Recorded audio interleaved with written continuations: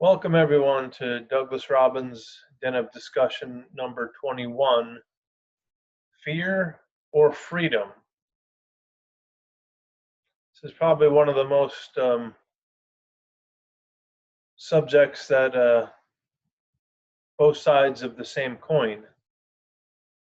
We struggle with fear or pain, and yet we crave the freedom.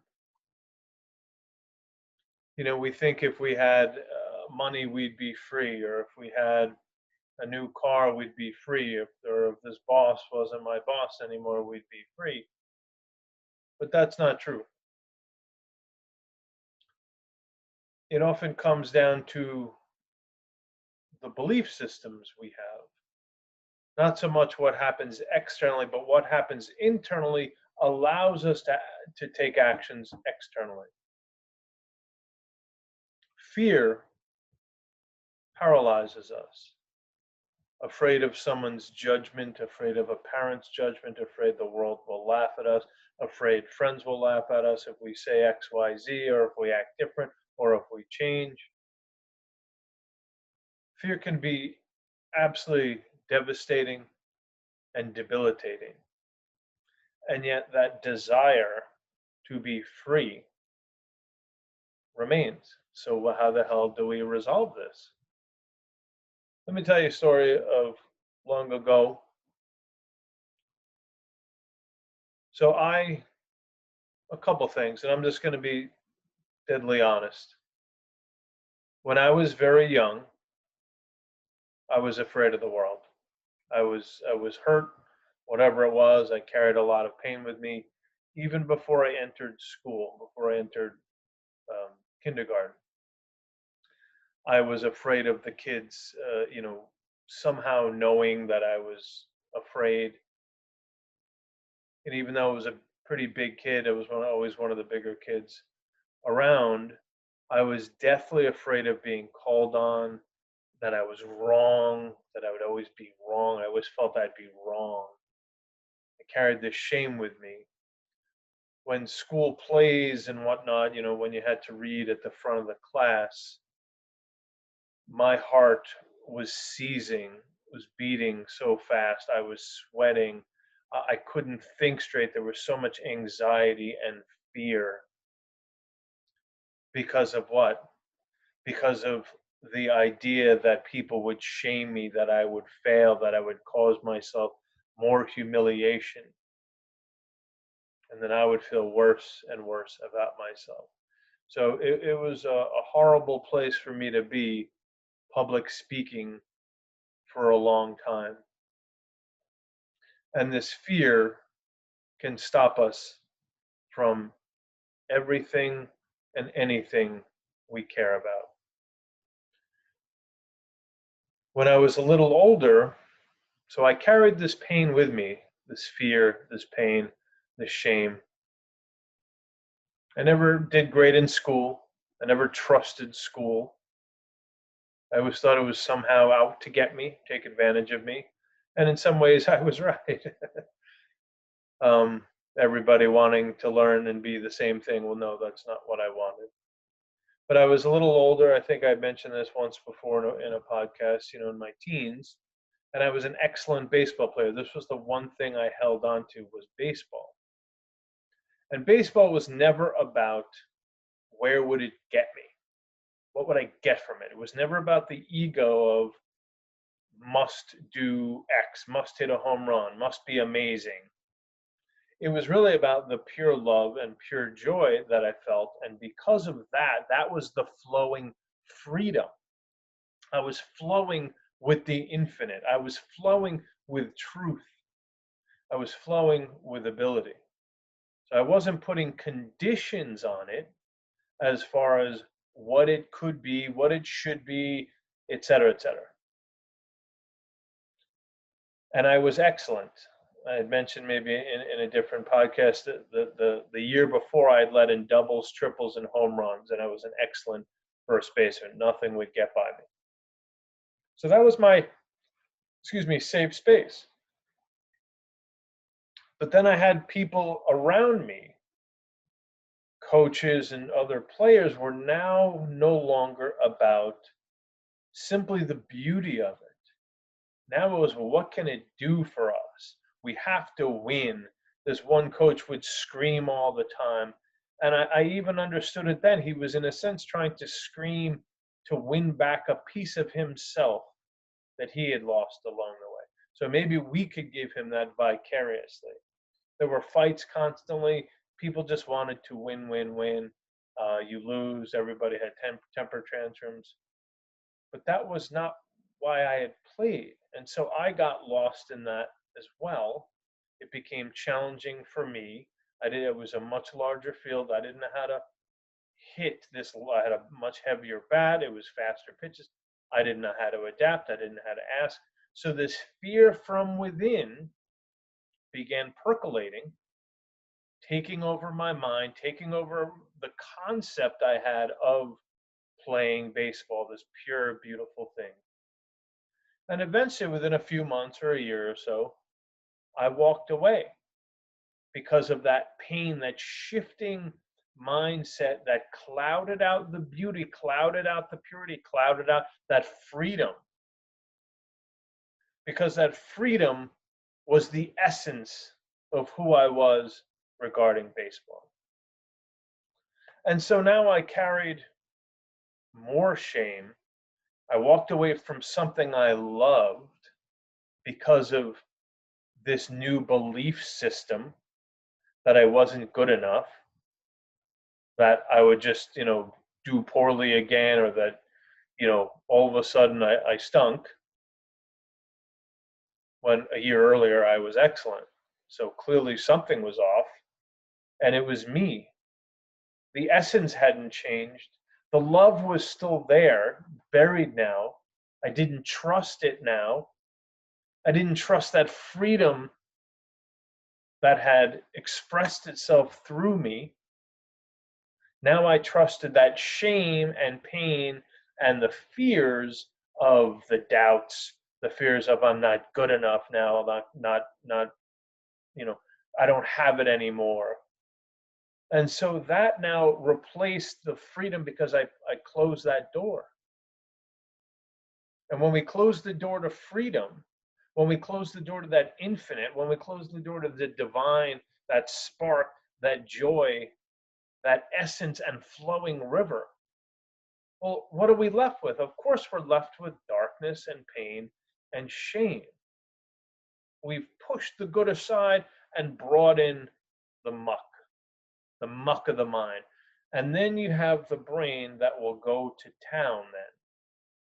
It will attack you. It will judge you relentlessly. It won't just judge you, it will claim that it's judging from other people's. Oh, this friend is going to say this to you, and this other person is going to say that to you, and your parents are going to say this to you, and you're going to be terrible, and blah, blah, blah. The brain works from what it's given. It doesn't know beyond that. It isn't the spirit. It isn't the divine. It isn't the divine spark. It takes the emotions that you've created with thoughts and barks them back at you. So now you have your brain saying, you're not good enough. And here's an example because you did poorly this one day in baseball. And then it perpetuates, and you get further away from the thing you love, no longer trusting yourself or this beauty. And now you're stuck with this voice, this nasty, condemning voice that creates it's a self-perpetuating model of belief. And it's the same thing with girls that I had liked as that in that age. I had feelings for them. I wanted this, couple in particular, but I couldn't say, hey, do you want to go out? I was too afraid of my own emotions. I didn't trust my own emotions. The freedom would have been, yes, let me go ask. That's confidence. That's flowing with what is in front of you, flowing with the river. You don't control the river, you're on the river.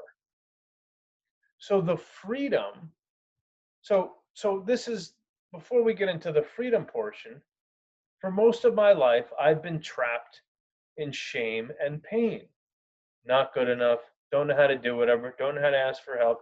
Even with writing, I'm often, you know, where's it going? What's the point of it all? Etc. Instead of just allowing the flowing beauty of it, the essence, that divine spark, that infinite to flow through, the mind will get in and say, well, what's the point? Who cares? What does it matter? Judgment, judgment, judgment, condition. Well, only if this happens, then that'll happen. That's a condition. It's a conditional mindset that there's no reality based in it. It's just the mind perpetuating its own thoughts, the psyche trying to control everything. But the problem is the psyche doesn't know crap.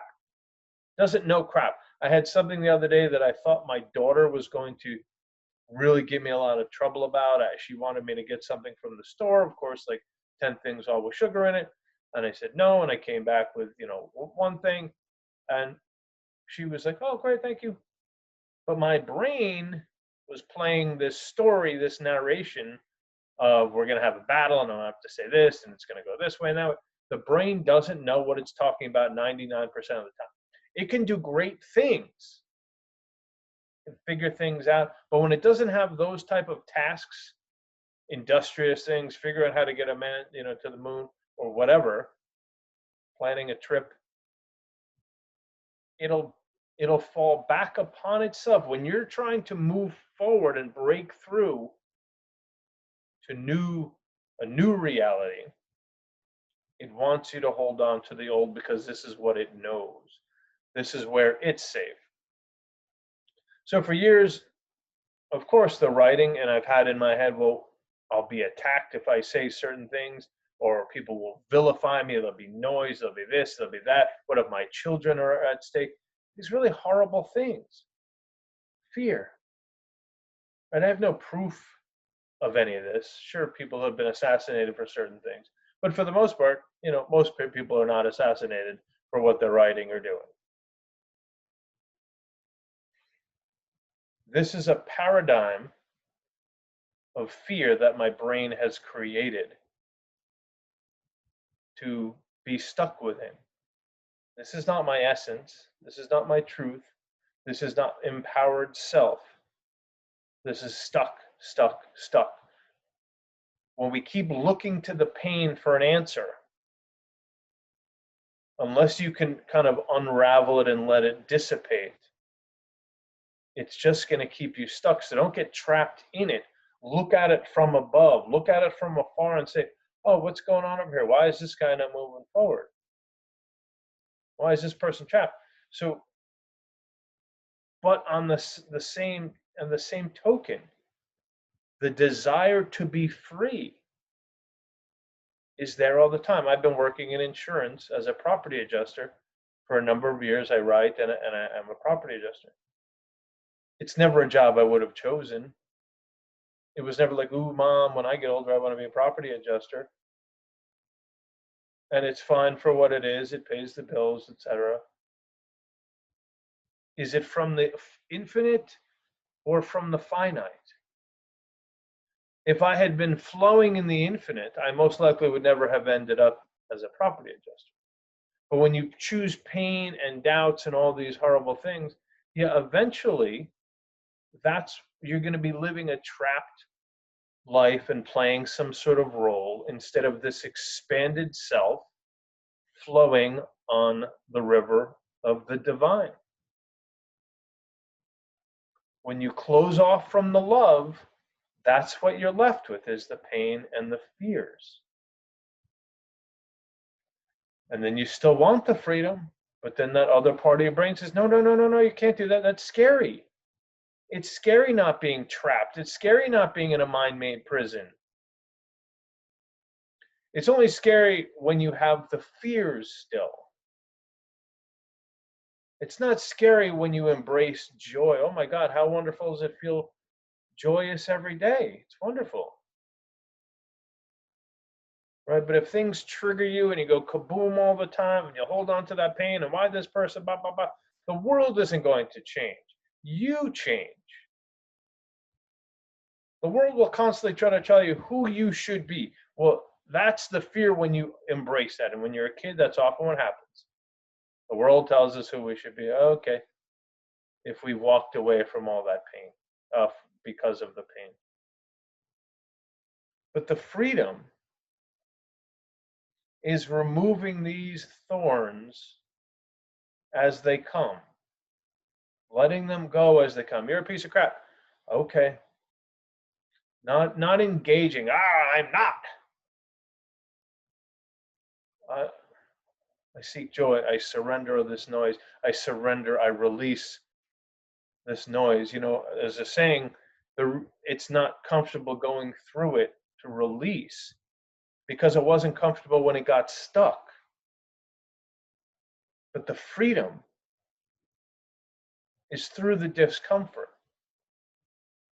I used to do martial arts and still do to a point, but the instructor said that's what a warrior does. There could be broken glass on this floor, and that warrior is going to crawl across this floor and get to that other side. The glass, all the pain, all the doubts, all the little ideas that keep us stuck. The freedom that keeps calling.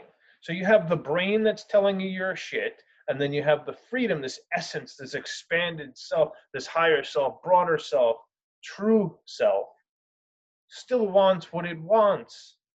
So now you have this conflict of battle between the brain, the psyche, and the old shit emotions telling you crap, and then you have the essence and the beauty saying you could do more, you can be more, you're wonderful, you're beautiful, you're all this. Bring your piece to the puzzle. Bring your best self to the world. Find that joy, find that freedom in the things you love, the people you love, the career, the interests that you love. But if the brain keeps stopping you, the emotions keep stopping you, the limiting beliefs keep stopping you, the old falsehoods of who you are because of these such and such events, some crap happened with your parents, some crap happened, whatever. They do not have to hold you forever. This happened, it sucked, but I want that piece of me back. Let it go. You forgive yourself, forgive them, whatever it might be. Let it go. Move through. Move through. Sometimes it takes a while to break these things up. The fear is saying, I can't do it. I suck. I suck. I suck. This person's going to attack me. I'm never going to make it. Blah, blah, blah. This is the mind. This is all crap. When you keep putting judgments on it, there is no judgment in freedom. It is simply flowing. The river flows. There's no judgment to or from the river. The freedom is allowing, is releasing, is honoring, is saying, what is the next step forward? What is my next step to a full heart? I've had my heart closed probably most of my life because of this pain. Now, pain can also be a motivator, and it is right now because I don't want it anymore. It's caused me enough pain and plagued me long enough, aided me. Try to think of it in terms of joy. Even what's coming to you, they're all lessons. They're all lessons. I had one the other day at work. Thought someone was trying to take advantage of me, and I built up most of it in my head. Who this person was, what they were after, blah blah blah, and I didn't handle it very well. I'll admit it. I was angry, was ticked off, touched a part of me that because I'm in this job and I did this and I chose this life and I had to let it go. Okay, I didn't do well after I had to let it go. Kind of was a little nasty to the person. The freedom is staying in the moment, staying in your, in a sense, best self as best you can in the moment, allowing these things to happen because life's going to keep happening no matter what. No matter what happens in your brain, you are not going to control life. You got to release yourself to find that inner peace, that inner joy. So the freedom comes then. It can come, the light can come the more you release the pain, But when we hold on to the pain by battling it or by hiding from it, the freedom has no place. That additional consciousness has no place because it's trapped in all these places of pain and suffering and the mind-made prison. You should care more about what you think of someone than what you think they think of you. And ultimately, what they think of you is through their own filters, through their own mind, through their own perception. You're not here for them. You're here for you. You're here to do you. I'm here to do me. And if we all actually did ourselves and brought our best selves forward, this world, this society, the world doesn't need us, Earth doesn't need us. Society would be a far different place. So, what is the freedom in your heart that's you're craving? Embrace that. And anytime the brain says no, release, release. Don't engage it. Don't let it pull you. Release, release, release. The pains, no, you're not good enough. Relief. Don't even argue with it. There's nothing to argue with. It doesn't know what it's talking about. It's like arguing with the most insane person on the planet, your brain. That psyche, that voice that's constantly bickering at you. Let it go. Bah, it's crap. You're garbage. Let it go. Let it go. Find love. Seek love. There is freedom in you in these trapped places, I guarantee it, because these same trapped places in me that I've been releasing, there's freedom in me. There's confidence. There's that light, that joy. Freedom is not like you don't have any troubles anymore. Nothing bad ever happens because you had an extra 20 bucks in your pocket or $1 million or anything. You're still going to have you. But when you release these thorns, these emotional thorns, these emotional trappings, these wounds, what are you left with? The absence of that pain allows that flowing water, allows that light to enter these places that I guarantee hasn't been in years, because I know it hadn't been in me in years. And I'm going to be 50 next year. How long am I going to hold on to this crap? Yeah, parents, this school person did this, whatever. Who gives a shit? Let it go. Because if not, you're just trapped yourself. They've moved on. At the end of life, I was just reading a great book, Michael Singer's The Untethered Soul. Brilliant, very insightful.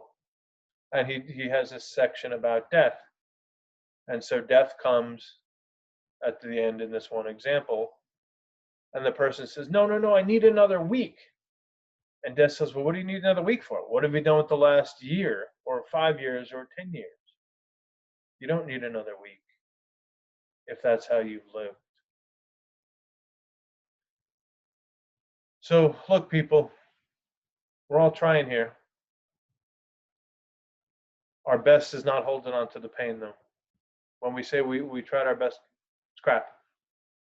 Only try our best when we move through this stuff, and I know it's very difficult, painful, ugly. But it's not going to change. You're not going to lose it unless you remove it and heal yourself. You heal yourself by putting light on it. You heal yourself by letting go of it. It's not going to go away all at once, especially with something really traumatic. But ultimately, underneath all that is still the innocent, beautiful you. Let the light in. Let's all do that, huh? Have a great day. Happy holidays. Happy New Year to you guys. Be great. Bye-bye.